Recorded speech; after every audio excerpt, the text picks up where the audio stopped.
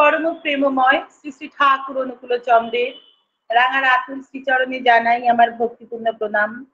পরমারাধ্যা জগৎ জননী শ্রী শ্রী বড় মায়ের রাঙা রাতুল শ্রীচরণে জানাই আমার ভক্তিপূর্ণ প্রণাম। পরম পূজ্য পাদ শ্রী শ্রী বরদার শ্রীচরণে জানাই আমার ভক্তিপূর্ণ প্রণাম। পরম পূজ্য পাদ শ্রী শ্রী আচার্য দেবের শ্রীচরণে জানাই আমার ভক্তিপূর্ণ প্রণাম। পরম পূজ্য পাদ শ্রী শ্রী অবিন দাদার শ্রীচরণে জানাই আমার ভক্তিপূর্ণ প্রণাম। গুরুবাড়ির সকল পূজ্য পদে জানাই আমার ভক্তিপূর্ণ প্রণাম। আজকের এই অনলাইন সৎসঙ্গ অধিবেশনে আমার শ্রদ্ধেয়া সঞ্চালিকা সহ উপস্থিত সকল মায়েদের এবং দাদাদের আমি আনন্দিত জয়গুরু জানাই। প্রত্যেকের মঙ্গল প্রার্থনা করি আমার প্রভুর রাঙা রাতুল শ্রীচরণে। সকলে ভালো থাকুন, সুস্থ থাকুন, মঙ্গলের কোলে থাকুন, ইষ্টকে নিয়ে আনন্দে থাকুন, এই প্রার্থনা করি। আজকে সবার আগে যেটা আমার বলতে ইচ্ছে করছে সেটা হলো যে আজকে আমার দীক্ষার দিন। আমার আজকের দিনে ৩রা সেপ্টেম্বর ১৯৮৭ সালে শ্রী শ্রী ঠাকুরের শতবর্ষ জন্ম মহা মহোৎসবে দেওঘরের বুকে বসে আমাদের দীক্ষা হয়। সে বছর ২রা সেপ্টেম্বর অর্থাৎ আগমনী উৎসব এবং তাল নবমী তিথি একই দিনে পড়েছিল। ২রা সেপ্টেম্বর এবং তাল নবমী তিথি একই দিনে। তো তখন আমার ১০ বছর বয়স, আমার দিদির তখন ১২ পূর্ণ হয়েছে সবে। আমি এই ঘটনাটা বোধহয় আগে আরো বলেছি, অনেকবার বলেছি, যে আমার মা তিনি আমাকে গর্ভে ধারণ করেছেন যখন, তখনই আমার মা এবং বাবার একসাথে আমার পিসিমণির বাড়িতে দীক্ষা হয়। এবং তারপরে আমার মা কিন্তু দীক্ষার দিন থেকেই আমার নামে তিনি ইষ্টভীতি নিবেদন করতেন, আমার দিদির নামেও। আমার দিদি তো বড়, দিদি তো হয়েই গিয়েছে তখন, আর আমি আমার মায়ের গর্ভে। তো সেই সময় থেকে তিনি আমার নামে ইষ্টভীতি গ্রহণ করতেন। তো আমার মধ্যে এরকম একটা মনে হয় যে সেই গর্ভস্থ অবস্থাতেই আমিও যেন শ্রী শ্রী ঠাকুরের নাম করতাম, এবং আমার মা যখন আমার নামে ইষ্টভীতি নিবেদন করতেন, আমিও যেন সেই পরম দয়ালের শ্রীচরণে ইষ্টভীতি নিবেদন করতাম। এটা আমার একদম ব্যক্তিগত অনুভূতির জায়গা। এটা আমার মনে হয়। যাই হোক, তো শ্রী শ্রী ঠাকুর তার যে আবির্ভাব, আজকে তার আবির্ভাব মানে আগমনী উৎসব উপলক্ষে আবির্ভাব, এবং ভাদ্র মাস তার জন্ম মাস, তার সেই এই ধরাধামে নরলীলায় আবির্ভাব, সবটুকু নিয়েই আমাকে আমার দাদা বলতে বলেছেন, শ্রদ্ধেয় পীযূষ দা। তো যাই হোক, আমি চেষ্টা করব বলার। প্রথমে আমার দীক্ষার কাহিনীটা একটু বলি। আমার মা, আমার ২.৫ বছর বয়সে আমার বাবা ক্যান্সার রোগে মারা যান। আমার বাবার উপরে আশীর্বাদ হয়েছিল দেওঘর থেকে। যাই হোক, তিনি অনেকটা ভালো হয়ে উঠেছিলেন, কিন্তু তারপরেও পারিবারিক কিছু প্রতিকূলতায় তাকে নিরামিষ খাওয়ার আশীর্বাদ হয়েছিল। তিনি খেয়েও ছিলেন, খেতেনও, আমার মা খুব নিষ্ঠা সহকারে। কিন্তু পরিবার ছিল বিরাট বড় পরিবার আমাদের। যৌথ মানে একদম একান্নবর্তী পরিবার বলতে যা বোঝায়।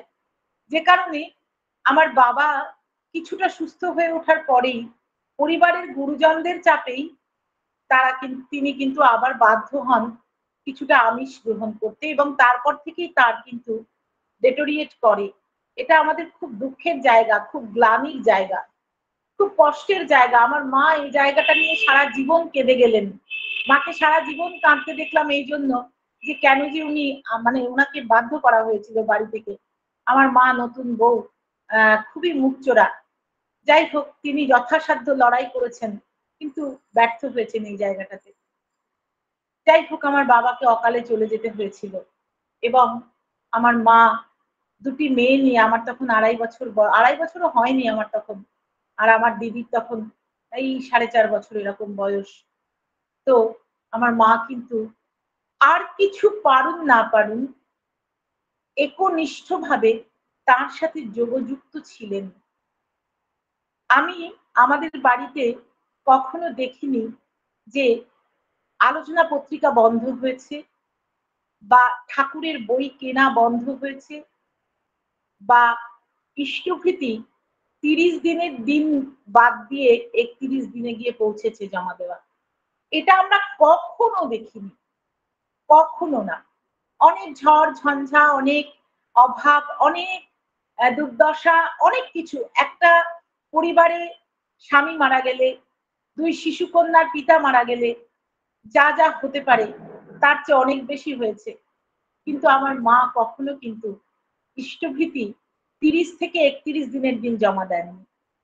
এই জায়গাটা, এই জায়গাটা কিন্তু আমাদেরকে সেই শক্ত খুঁটির সাথে আটকে রেখেছিল। আজকে আমার জীবনে তার আবির্ভাব, আজকে আবির্ভাব নিয়ে বলা হয়েছে বলতে, তো আমার জীবনে তার আবির্ভাব আমি আমার মায়ের গর্ভে থাকার সময় থেকে। হয়তোবা জন্মান্তরেও তার আবির্ভাব ছিল আমার জীবনে। এটা আমি মনে প্রাণে বিশ্বাস করি। যে হয়তো একটি কুকুর হয়েও বা একটি কাঠবিড়ালি হয়েও বা একটি ছাগল হয়েও বা একটি পিঁপড়ে হয়েও আমি তার শ্রীচরণের কাছেই ছিলাম।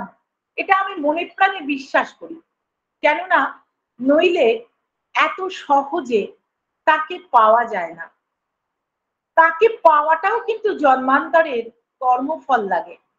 সদ্গুরুকে পাওয়া, সদ্গুরুর নাম পাওয়া, তার শ্রীচরণে দীক্ষা পাওয়া, একেবারে পৃথিবীতে জন্মের আগে থেকে, গর্ভস্থ অবস্থা থেকে তাকে পাওয়া, এটার জন্য কিন্তু তাঁরই করুণা লাগে, তাঁরই দয়া লাগে, তাঁরই আশিস লাগে।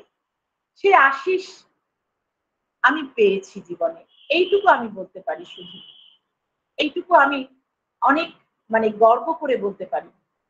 যাই হোক, তো অনেক প্রতিকূলতার মধ্য দিয়ে মা যখন বুঝতে পারলেন যে মাকে মা আমাদেরকে আমাদের শহরে রাখলে তিনি কিন্তু পারবেন না আমাদেরকে ঠাকুরের শ্রীচরণে দীক্ষা দেওয়াতে।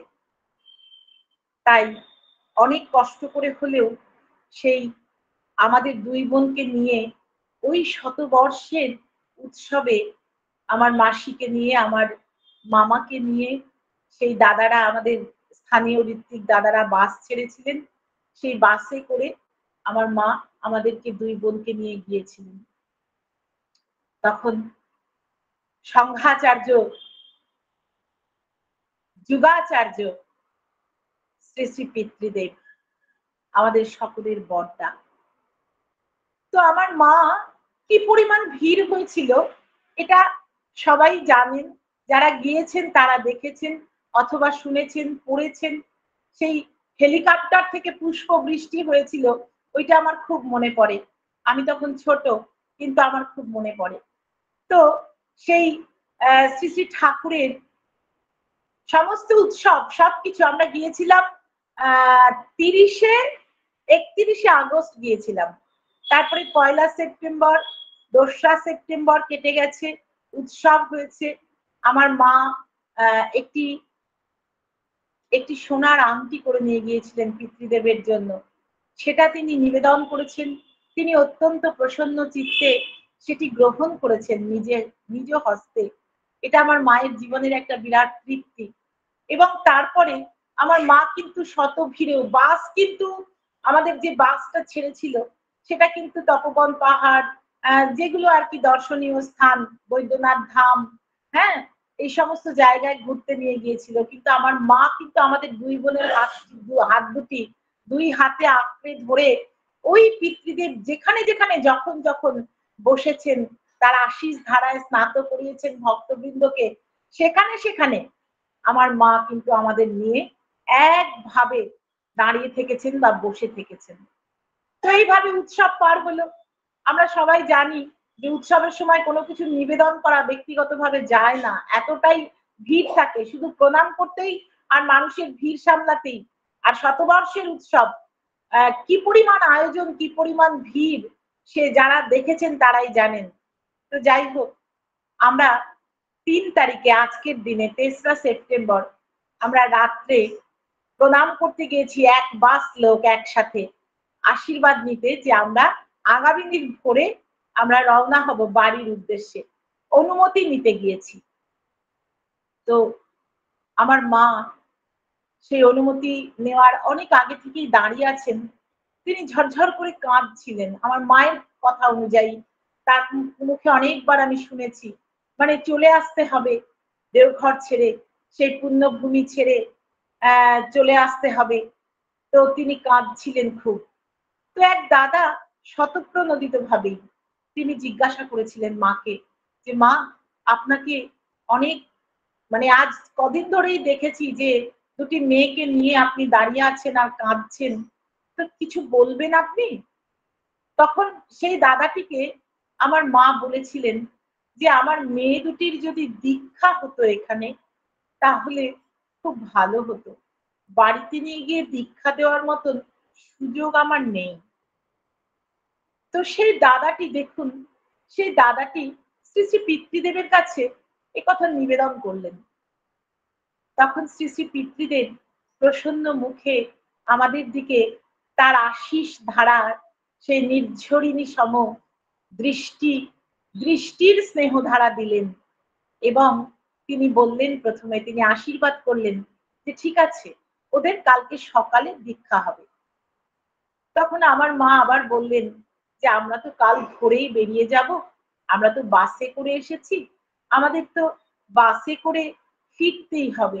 আমরা পথও চিনি না, আর্থিক কোনো আমাদের সেরকম অবস্থাও নেই যে আলাদা করে আমরা আবার যাব।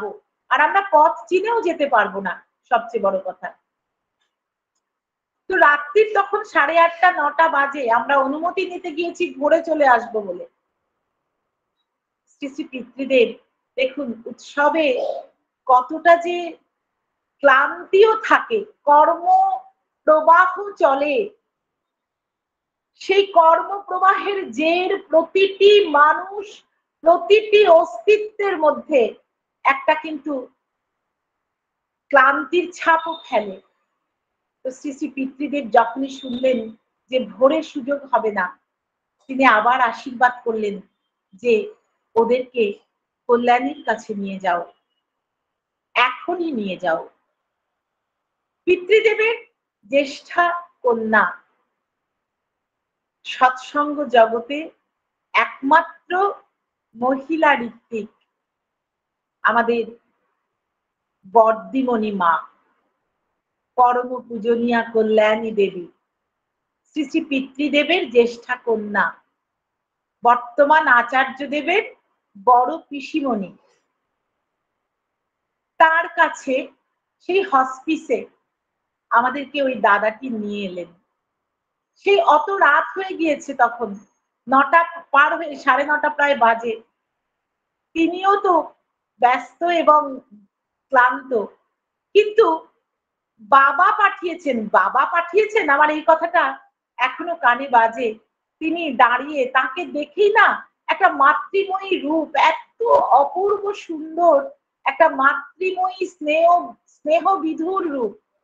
সেই স্নেহ বিধুর রূপ দেখেই আমার মনটা ভরে গিয়েছিল। প্রথমেই যেরকম আমি এই ঘটনাটা বলেছিলাম বোধহয় আগেও, যে যেমন শ্রী শ্রী ঠাকুর সেই মেমোরিয়াতে বসে আছেন, দেখেই যেরকম আমার মনে হয়েছিল ঠাকুর আমার দিকে তাকিয়ে আছেন, ঠাকুর যেন আমাকে চোখে চোখে ডাকছেন।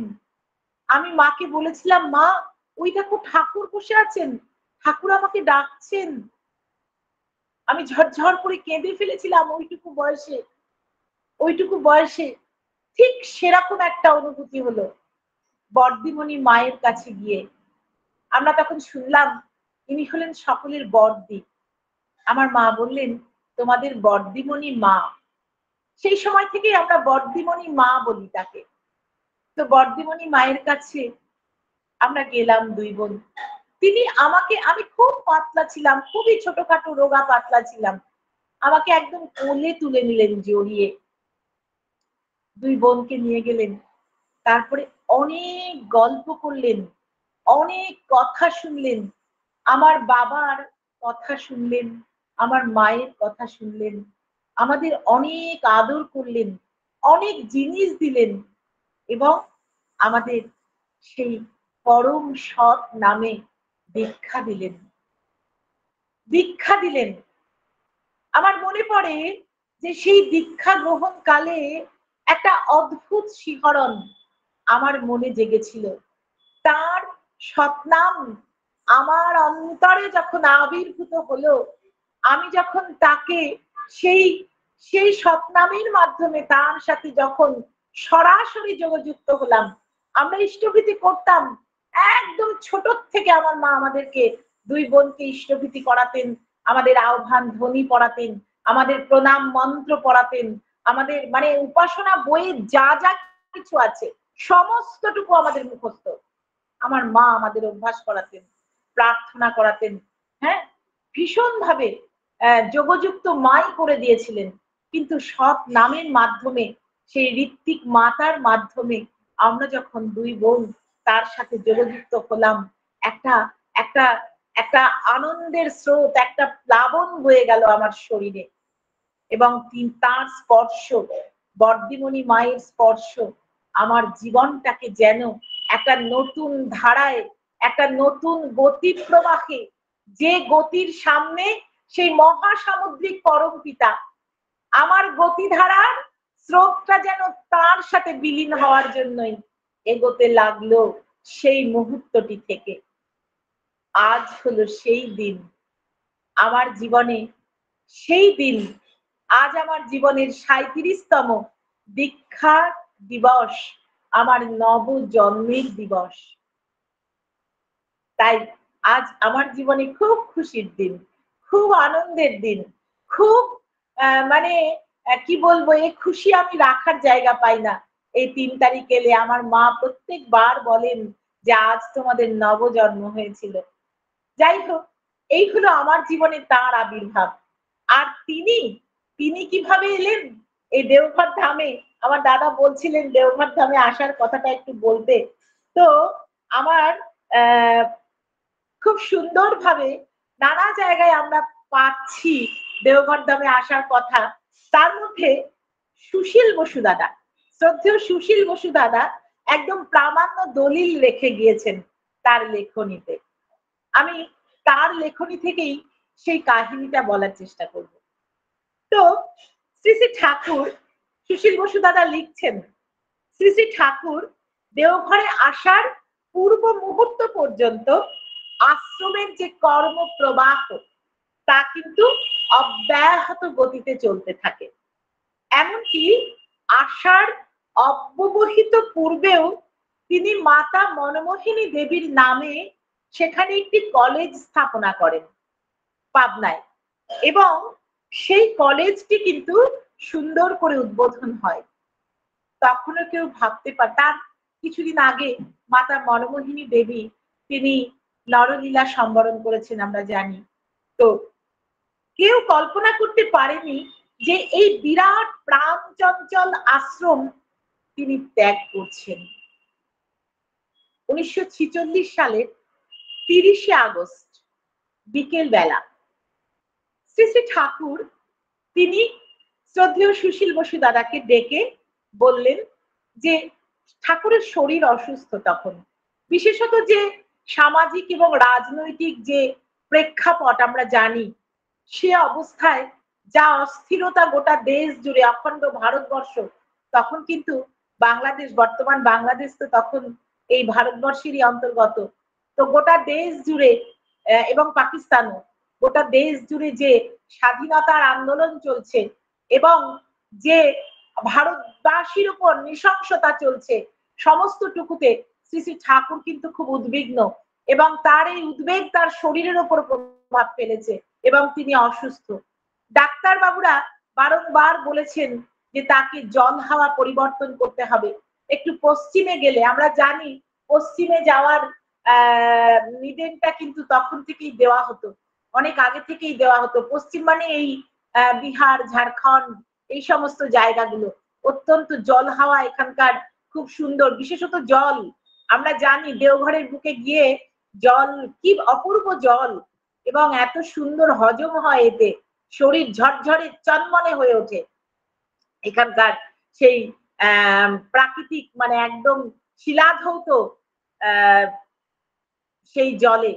যাই হোক, তো শ্রী শ্রী ঠাকুরকে ডাক্তারবাবুরা বারংবারই বলেছেন আবহাওয়া জলবায়ু একটু পরিবর্তনের জন্য পশ্চিমে আসতে।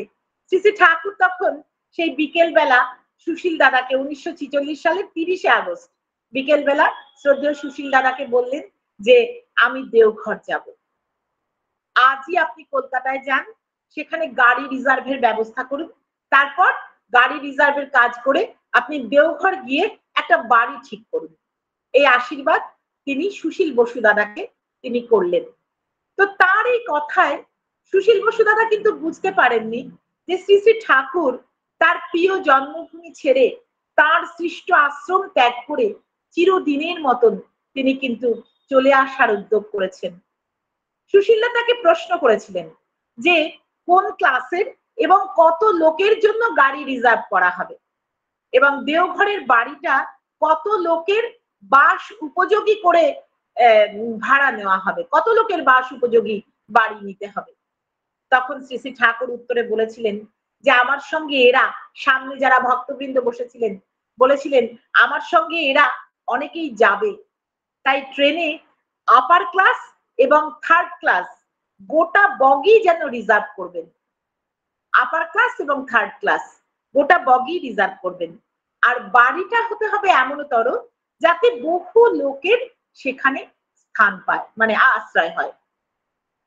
তো শ্রী শ্রী ঠাকুর এই আশীর্বাদ দেওয়াতে সুশীল দাদা এবং বীরেন মিত্র আর রাজেন মজুমদার দাদা এই তিনজনে মিলে একসাথে কলকাতায় এলেন।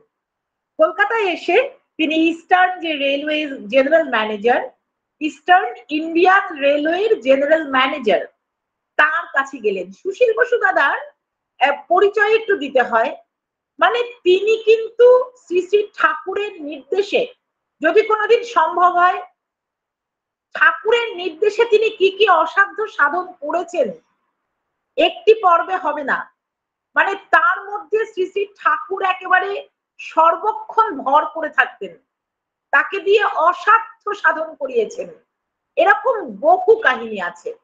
সেই কাহিনীগুলো কোনোদিন আমি হয়তো বলবো, ভক্ত কেমন হয় তার উদাহরণ। তো যাই হোক, সেই সুশীল বসু দাদা গেলেন থার্ড ক্লাস এবং first class upper class reserve করার জন্য একেবারে জেনারেল ম্যানেজারের কাছে। সেখানে গিয়ে তিনি প্রয়োজনের কথাটা বললেন। তো জেনারেল ম্যানেজার উত্তর দিলেন, দেখুন আপার ক্লাস রিজার্ভ হয়, অর্থাৎ ফার্স্ট ক্লাস রিজার্ভ হয়, কিন্তু ট্রেনের থার্ড ক্লাস যেটা জেনারেল বগি আমরা বলি, যেখানে সাধারণ মানুষ উঠতে পারেন টিকিট কাটলেই, সেটা তো কখনো রিজার্ভেশন হয় না, সেটাকে রিজার্ভেশন হয় না। তখন সুশীল বসু দাদা তিনি কিন্তু খুব ক্ষুরধার যুক্তি সম্পন্ন লোক ছিলেন, তিনি তখন বলছেন যে কেন, মহাত্মাজিও তো এভাবেই সারা ভারত পরিভ্রমণ করেন। মহাত্মাজি তৎকালীন সময়ে আপার ক্লাস এবং মানে জেনারেল বডি থার্ড ক্লাস তার সমস্ত স্বদেশ প্রেমী অনুগামীদের নিয়ে কিন্তু এভাবেই গোটা ভারতবর্ষ মানে ঘুরেছেন বহুবার।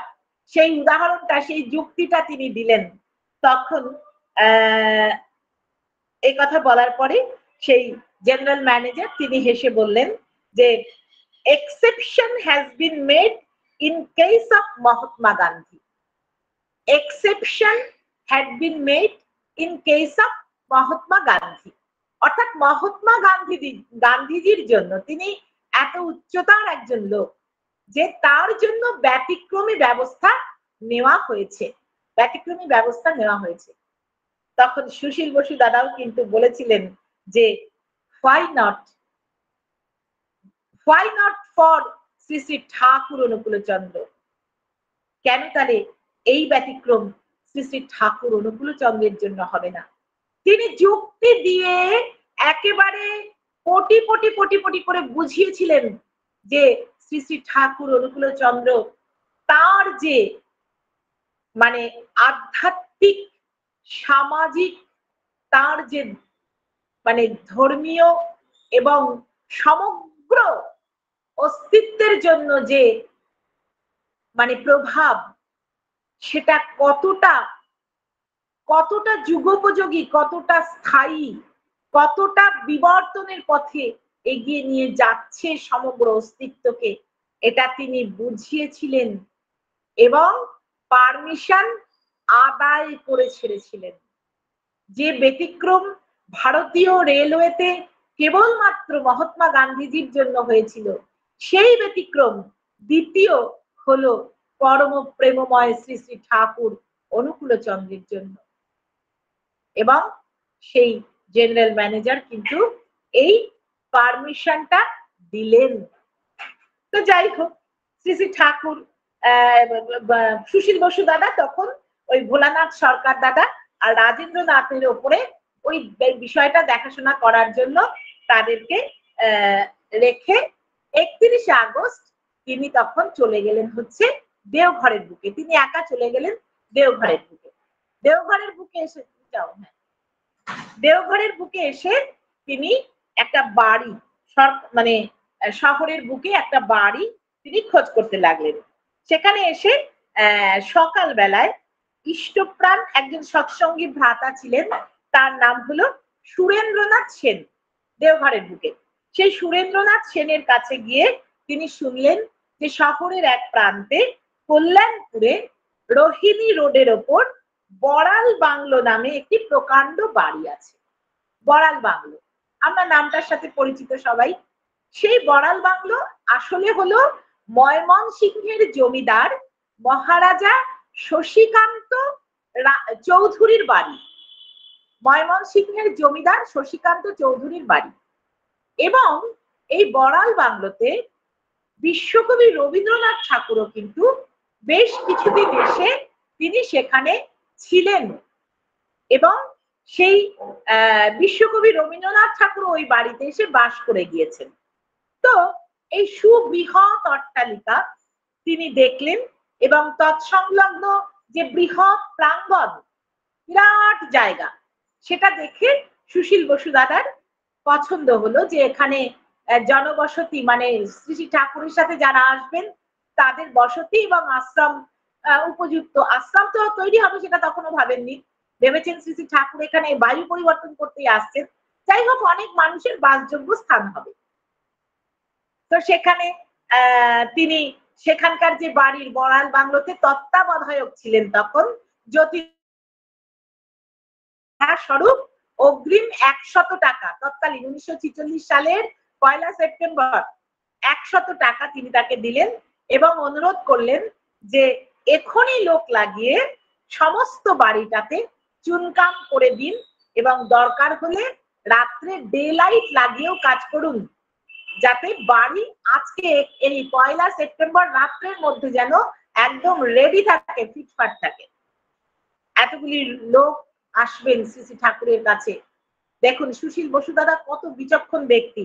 এরপরে তিনি করলেন কি, স্থানীয় রামকৃষ্ণ ভান্ডার নামে একটি মুদির দোকান ছিল, সেই মুদির দোকানে তিনি চাল ডাল মশলা এবং কয়লার দোকান থেকে কয়লা ইত্যাদি সংগ্রহ করে রাখলেন যতটা সম্ভব প্রচুর পরিমাণে, সমস্ত ভক্তবৃন্দ শ্রী শ্রী ঠাকুরের ভোগ ইত্যাদি।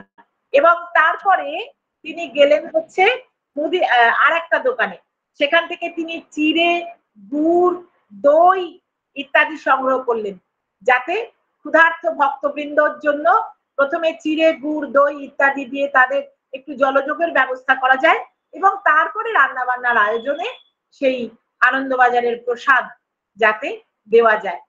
এইভাবে সমস্ত ব্যবস্থা এক দিনের মধ্যে সুচারুরূপে সুশীল বসু দাদা এবং তার 2 জন সহকারী সহযোগী আশ্রমিক তারা সমস্তটুকু ব্যবস্থা এক রাতের মধ্যে করে ফেললেন। মানে ঠাকুরকে ভালোবাসলে, ইষ্টকে ভালোবাসলে কিভাবে অসাধ্য সাধন করা যায়, আমাদের উপর কোনো একটা দায়িত্ব এলে আমরা ঘাবড়ে যাই, ভয় পেয়ে যাই, কি করে পারবো, কি করে করব, কিন্তু কখনো সুশীল বসু দাদা এই কথা ভাবেননি। যাই হোক, তো এতগুলি মানুষ তারা সেই 1 সেপ্টেম্বর রবিবার ছিল। 1 সেপ্টেম্বর ঠিক এবারের মতন বারগুলোও মিলে গিয়েছে। এবারও কিন্তু 1 সেপ্টেম্বর রবিবার, 2 সেপ্টেম্বর সোমবার, আজকে 3 সেপ্টেম্বর মঙ্গলবার। ঠিক তেমনটিই ছিল 1946 সালে 1 সেপ্টেম্বর রবিবার।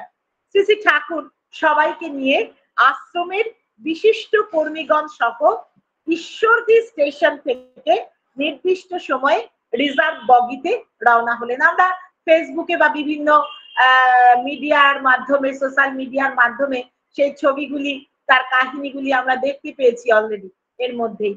তো সেই বগিতে করে তিনি রওনা হলেন। বগিতে এত ভিড় হয়েছিল যে তিল ধারণের কিন্তু কোনো জায়গা ছিল না। এবং নৈহাটির সৎসঙ্গী বৃন্দ, নৈহাটির ওপর দিয়ে সেই ট্রেন যায়। আমরা জানি যে নৈহাটিতে আমার পরম দয়াল পড়াশোনা করতেন এবং নৈহাটিতে কিন্তু ভক্তবৃন্দ খুব অ্যাক্টিভ ছিলেন, মানে এখনো আছেন। নৈহাটির ভক্তবৃন্দ কিন্তু খুব অ্যাক্টিভ। তো নৈহাটিতে যখন ট্রেন থামে, সেখানকার ভক্তবৃন্দ শ্রী শ্রী ঠাকুরের জন্য এবং তার সঙ্গে আসা ভক্তবৃন্দের জন্য প্রচুর পরিমাণে আহার্য তারা সঙ্গে করে নিয়ে এসেছিলেন। ফল মূল, হ্যাঁ, নানা ধরনের শুকনো খাবার প্রচুর পরিমাণে। এতটা তাদের ইষ্টপ্রাণতা, তারা বুঝেছিলেন যে শ্রী শ্রী ঠাকুর তিনি ভক্তবৃন্দ নিয়ে যাচ্ছেন, তাদের আহারের ব্যবস্থা কিন্তু নৈহাটির ভক্তবৃন্দ। আমি জানি না আজকে এই লিঙ্কে নৈহাটির ভক্তবৃন্দ কেউ আছেন কিনা, থাকলে আলাপনীতে তার সাথে আলাপ হবে। যাই হোক, তো সেখানে প্রচুর পরিমাণে খাদ্য খাবার এবং নানা ধরনের সেবা উপযোগী জিনিসপত্র তারা শ্রী শ্রী ঠাকুর এবং ভক্তবৃন্দের জন্য আয়োজন করেছিলেন। তারপরে সেই যে রিজার্ভ বগি, এবং তৃপ্ত হয়েছিলেন, সেই খাবারগুলি খেয়ে তৃপ্ত হয়েছিলেন সকলে। তো সেই যে রিজার্ভ বগি, সেই রিজার্ভ বগি ব্যান্ডেল স্টেশনে রাত্রি 12টার সময় মোগলসরাই প্যাসেঞ্জারের সাথে জুড়ে দেওয়া হলো। নৈহাটিতে চেঞ্জ হয় এবং সেটা মোগলসরাই প্যাসেঞ্জারের সাথে জুড়ে দেওয়া হলো। দিয়ে ট্রেনটি পরের দিন 2 সেপ্টেম্বর সেই সকাল 9টা নাগাদ দেওঘরে এসে পৌঁছালো। শ্রী শ্রী ঠাকুর আর সকলকে নিয়ে বড়াল বাংলো এলেন। 1 সেপ্টেম্বর তিনি যখন রওনা হচ্ছেন, তখন পাবনার বুকে অঝোরে বৃষ্টি পড়ছিল। আর কেউ হয়তো মানুষ বুঝতে পারেননি, কিন্তু প্রকৃতি হয়তো বুঝতে পেরেছিল যে যুগ পুরুষোত্তম যে আবির্ভাব, যে পদধূলিতে সেই মাটি ধন্য, সেই মাটি থেকে তিনি চিরদিনের মতন চলে আসছেন।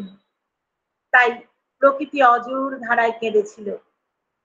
আবার এদিকে যখন দেওঘরের বুকে তিনি ঢুকছেন, তখন দেওঘরের বুকে সকাল 9টা, শরতের এই ভাদ্র মাসের শরতের এই অপূর্ব নৈসর্গিক প্রকৃতি, সেই মেঘ ভেসে যায়, মেঘের পরে সুন্দর মিষ্টি আলো, শরতের সোনা রোদ, সেই কাশবনের বায়ু আন্দোলিত করে নতজান হয়ে আনন্দ সহকারে প্রকৃতি যেন তাকে বরণ করে নিল। এই দুই জায়গার দুই প্রকৃতি যেন একজনের বিচ্ছেদ বেদনা আর একজনের সেই তাকে পাওয়ার আনন্দ প্রকৃতির মধ্যে দিয়ে ফুটে উঠেছিল। তো ঠাকুর, শ্রী শ্রী ঠাকুর সকলকে নিয়ে বড়াল বাংলায় এলেন। এখানে প্রথমে বড়াল বাংলাতেই আনন্দ বাজার চলতে লাগলো। শ্রী শ্রী বড়মা, আমরা জানি যে তিনি ঠাকুরের ছোট ছোট সমস্ত প্রয়োজনীয় জিনিস, ঠাকুর কি পছন্দ করেন, কি ভালোবাসেন, সমস্তটুকু নিয়ে এসেছিলেন। আমরা সেই ভেড়া মারার সোনামুখী ডালের গল্প অনেক জায়গায় পড়ি বা বলি। সমস্ত ঠাকুরের প্রয়োজনীয় যা, ঠাকুর যা যা ভালোবেসেছেন, বড়মা নিজের কি এনেছেন আমরা জানি না, আনেননি কিছুই, পরনের কাপড়টুকুই হয়তো সঙ্গে ছিল, কিন্তু শ্রী শ্রী ঠাকুরের প্রয়োজনীয় জিনিসগুলি তিনি কিন্তু নিয়ে এসেছিলেন।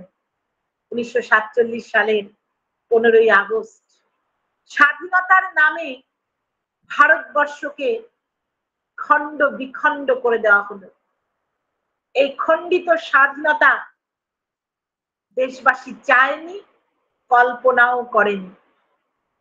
1 বছরের মধ্যে দেশকে এরকম খণ্ডিত হতে হবে একথা ভারতবাসী কখনো ভাবতে পারেনি।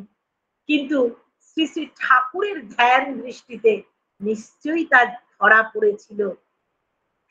তাই সেই দুর্দৈব এড়াবার জন্যই তিনি তার প্রিয় মাতৃভূমিকে হয়তো যা অনেক কষ্ট করে যেখানে তিনি সেই আশ্রম গড়ে তুলেছিলেন সেটা ছেড়ে তিনি হঠাৎ করেই এই দেওঘর ধামে চলে এসেছিলেন। আমরা জানি যে যখন কোনো মহা সেই পুরুষোত্তমেরা এই ধরাধামে আসেন তাদের জন্মভূমি এক হয় আর তাদের লীলাক্ষেত্র আর এক হয়। অনেকে মানে যারা বিরুদ্ধবাদী তারা বলেন তোমার ঠাকুর ভয় পেয়ে চলে এলেন, কিন্তু তারা বোঝেন না যে জন্মস্থান আর লীলাস্থান প্রত্যেক ক্ষেত্রে আলাদা। শ্রীরামচন্দ্র মর্যাদা পুরুষোত্তম, তিনি জন্মালেন অযোধ্যায় আর লীলা করলেন লঙ্কায়। সেই দুর্মুখ রাবণকে পরাজিত করে সত্যের প্রতিষ্ঠা করলেন। শ্রীকৃষ্ণ জন্মালেন মথুরায়, লীলা করলেন বৃন্দাবনে। শ্রী চৈতন্যদেব জন্মালেন নবদ্বীপে, লীলা করলেন সেই শ্রী তীর্থভূমি পুরী ধামে। হযরত মুহাম্মদ জন্মালেন মক্কায়, লীলা করলেন মদিনায়। শ্রীরামকৃষ্ণদেব জন্মালেন কামারপুকুরে, লীলা করলেন কলকাতায়, দক্ষিণেশ্বরে।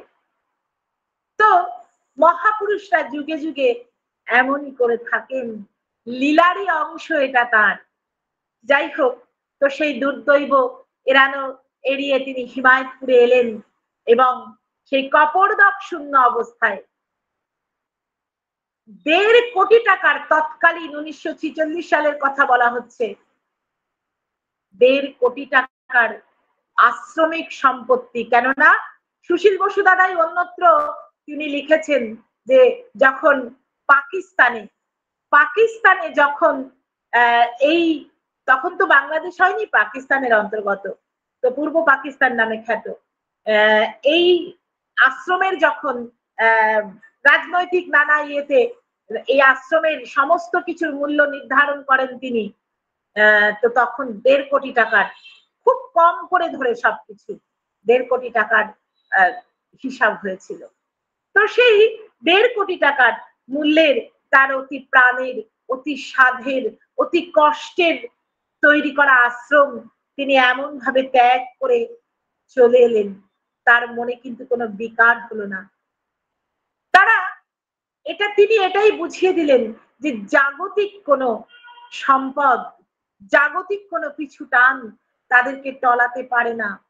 আমাদের একটা সূচ হারিয়ে গেলে আমরা হাহাকার করি, জাগতিক কোনো পিছু টান তাদেরকে টলাতে পারে না। তাই তিনি কিন্তু চলে এলেন, তার মধ্যে কোনো বিকার দেখা গেল না। এবং পরের কোনোদিনও সুশীল বসু দাদা বলছেন যে কোনোদিন আর শ্রী শ্রী ঠাকুরের মুখে এই ত্যাগ করে আসা নিয়ে কখনো কেউ কোনোদিন কোনো আক্ষেপ শোনেনি, কখনো না। এবং শ্রী শ্রী ঠাকুরের এই বিরাট ত্যাগের মূর্তিটি দেখে সুশীল বসু দাদা সহ আপামর ভক্তবৃন্দ যখন তারা বুঝলেন যে এইভাবে দেশ খণ্ড বিখণ্ড হয়ে গেল, স্বাধীনতার নামে প্রহসন হলো, তখন তারা কিন্তু অবাক হয়েছিলেন যে এত নির্লোভ, এত এত নিষ্পৃহ সেই কাম ও লোভ জিত বসি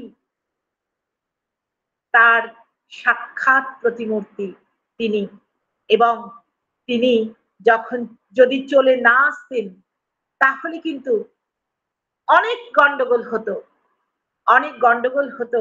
এবং মানে মুসলিম সমাজ কিন্তু অত্যন্ত অনুগত ছিল, পাবনার শ্রী শ্রী ঠাকুরকে অত্যন্ত ভালোবাসতো, তারা ঠাকুরকে আসতে দিতেন না। এবং শ্রী শ্রী ঠাকুর চলে আসার পর, দেশ বিভাগের পরে, স্বাধীনতার নামে দেশ বিভাগের পরেও বহু মুসলিম ইষ্টানুরাগী ভক্তবৃন্দ এবং ইষ্ট অনুরাগী ব্যক্তিবৃন্দ যারা হয়তো দীক্ষাও নেননি, তারাও কিন্তু শ্রী শ্রী ঠাকুরকে বারংবার দেওঘরে এসে এবং পত্র মারফত তারা অনুরোধ জানিয়েছেন পুনরায় দেওঘরের বুকে ফিরে যেতে। তাদের দা ঠাকুর, তাদের পরম প্রেমময় ঠাকুর চলে এসেছেন, তাদের মন ভালো নেই, তারা ভালো নেই, এই কথা তারা বারংবার জানিয়েছেন। যাই হোক, সেই দেওঘরে আসার পরে তিনি আবার সেই শূন্য থেকে শুরু করলেন ৫৮ বছর বয়সে। আমরা ৬০ বছর বয়সে রিটায়ারমেন্ট হয়ে যায় আমাদের। আমাদের শারীরিক সক্ষমতা কমে যায়। আমাদের কাজে এনার্জি কমে যায়। আমরা নিজেরা তখন বিশ্রাম চাই। আর শ্রী শ্রী ঠাকুর তখন শূন্য থেকে আবার শুরু করলেন। এবং এই এরপরে অনেক অনেক ঘটনা আছে, আমার আর সময় নেই, আর ১ মিনিট হয়তো সময় আছে। তো সেই অনেক ঘটনা, অনেক কাহিনী আছে এই আশ্রমের জমি সংগ্রহের, আশ্রমের আশ্রম গড়ে তোলার পেছনে অনেক কাহিনী আছে, যেগুলো হয়তো আবার কোনো সময় আমরা আলোচনায় আনবো, বলবো, শুনবো। আমরা শুনবো, আমরা সকলকে বলবো এবং আমার পরম দয়ালের সেই লীলাক্ষেত্র রূপে যে দেওঘর ভূমি গড়ে উঠেছিল তার কাহিনীগুলো আমরা শুনবো। আজকে এই পর্যন্তই থাকলো। সকলের মঙ্গল প্রার্থনা করি। তার যে ধরাধামে আবির্ভাব, তার যে পুণ্য জন্ম, সে সম্পর্কে তিনি নিজের আবির্ভাব সম্পর্কে অনেক কথা বলে গিয়েছেন, যেগুলো আমরা হয়তো অনেকেই জানি না, বা জানলেও তার তার যে অন্তর্নিহিত মাহাত্ম্য সেগুলো অনুভব আমাদের করতে অনেক সময় লেগে যায়। সেসব কাহিনীও আমাদের আসবে পরবর্তী ক্ষেত্রে।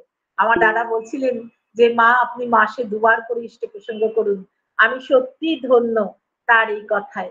আমি আমার মেজদামণি আমাকে বলেছেন যে রত্না, তোমার কাজই হলো ইষ্ট প্রসঙ্গ করা, ঠাকুরের কথা বলা। এ কথাটা আমি আগেও বলেছি এই লিঙ্কে। তিনি আমাকে এবার লাস্ট বার যেবার গেলাম তিনি এই আশীর্বাদ করেছেন। তোমার একমাত্র কাজ হলো অফলাইনে হোক অনলাইনে হোক ইষ্ট প্রসঙ্গ করা, ইষ্টের কথা বলা, ইষ্টকে প্রতিষ্ঠা করা। তো এই সুযোগ তারা আমাকে যদি দেন আমি ধন্য হব। এই আশীর্বাদ আমার উপর রয়েছে, তাই আমি নিশ্চয়ই করব। জয় গুরু মা, সকলের মঙ্গল প্রার্থনা করি। জয় গুরু।